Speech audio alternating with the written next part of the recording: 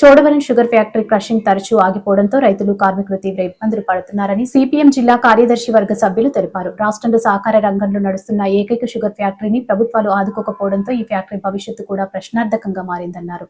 ఈరోజు శారదా నదిలోకి వదిలేటువంటి జరుగుతూ ఉంది. శారదా నదిలోకి చెరుకు రసం వదిలేయడం అంటే రైతు యొక్క రక్తాన్ని వదిలేటువంటి మేము భావిస్తా ఉన్నాం. అందుకని రైతు రక్తాన్ని ఈ రోజు శారదా నదిలోకి వదిలేస్తారని చెప్పేసి మేము ప్రశ్నిస్తా ఉన్నాం. ప్రభుత్వం ఈ రోజు రైతుల పట్ల, రైతాంగ సమస్యల పట్ల ఈ రోజు పట్టించుకునేటువంటి పరిస్థితి లేదు. ఈ రాష్ట్రంలోనే అనేక అవార్డులు తీసుకున్నటువంటి గొప్ప షుగర్ ఫ్యాక్టరీ. ఈ షుగర్ ఫ్యాక్టరీని కావాలనే పాలక వర్గాలు, ప్రభుత్వం అధికారులు పూర్తిగా నిర్లక్ష్యం చేయడం ఈ రోజు జరిగింది.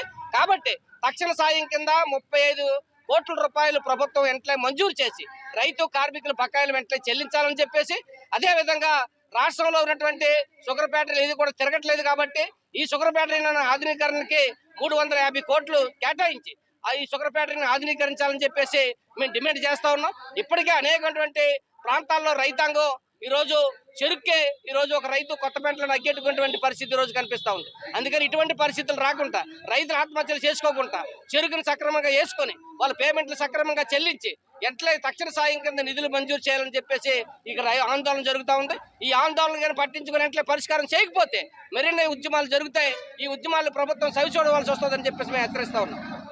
స్టార్ట్ చేసేలా ఆంధ్రప్రదేశ్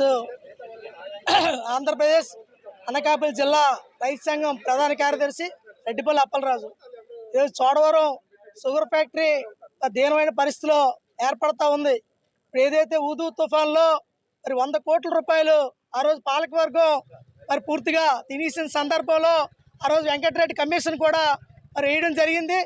ఆ రోజు పాలకవర్గం యాజమాన్యం కలిసి రైతులు పూర్తిగా దోపిడీ చేసేసి మరి ఈరోజు పూర్తిగా షుగర్ ఫ్యాక్టరీ కష్టాల బాటలో పెట్టే పరిస్థితి ఏర్పడింది.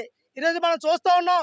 మరి ఫ్యాక్టరీ ఏదైతే గతంలో 5 లక్షల చెరుకు క్రషింగ్ ఆడిన మరి షుగర్ ఫ్యాక్టరీ ఈరోజు 1,00,000 టన్నులు క్రషింగ్ ఆడడానికి మనం ఉన్నదంటే ఎంత దీన పరిస్థితిలో ఉందని కూడా మనం అర్థం చేసుకోవాల్సిన పరిస్థితి ఉంది. మరి ఈరోజు కనీసం స్థానిక శాసనసభ్యుడు కనీసం పట్టించుకునే పరిస్థితి లేదు. మరి ఎన్నో సందర్భాల్లో మరి శాసనసభ్యుడు మరి ఈ ఫ్యాక్టరీకి పర్సనల్ ఇన్ఛార్జ్ కలెక్టర్ గారు ఉన్నారు. మరి వాళ్ళు వచ్చి దీన్ని పరిచయం చేసి ఫ్యాక్టరీని నడిపించవలసిన బాధ్యతలు ఉంటే కానీ ఈ రోజుకి వచ్చి పర్సనల్ ఇన్ఛార్జ్ కలెక్టర్ గారు కూడా ఈరోజు ఫ్యాక్టరీకి వచ్చి పరిశీలన చేసే పరిస్థితి లేదు. ఈరోజు 45 రోజులు గడుస్తూ ఉన్నా సుమారు 70 సార్లు ఫ్యాక్టరీ ఆగిపోయే పరిస్థితి ఏర్పడింది. ఎందువల్ల ఏర్పడింది అంటే ఇక్కడ యాజమాన్యం కానీ, ఇక్కడ ఉన్న శాసనసభ్యుడు కానీ, పర్సనల్ ఇన్ఛార్జ్ కానీ పట్టించుకునే పరిస్థితి లేకుండా పోయింది. మేము ఒకటే చెప్తున్నాం, రైతు సంఘంగా ఏదైతే మరి రైతులకి బకాయి పడిన 8 కోట్ల రూపాయలు, కార్మికులు బకాయి పడిన 5 కోట్ల రూపాయలు వెంటనే చెల్లించాలి. మరి ఇది ఫ్యాక్టరీని మళ్ళా తయారు చేయడానికి 35 కోట్ల రూపాయలు ఇవ్వాల్సిన అవసరం ప్రభుత్వం మీద ఉందని చెప్పేసి మేము డిమాండ్ చేస్తా ఉన్నాం.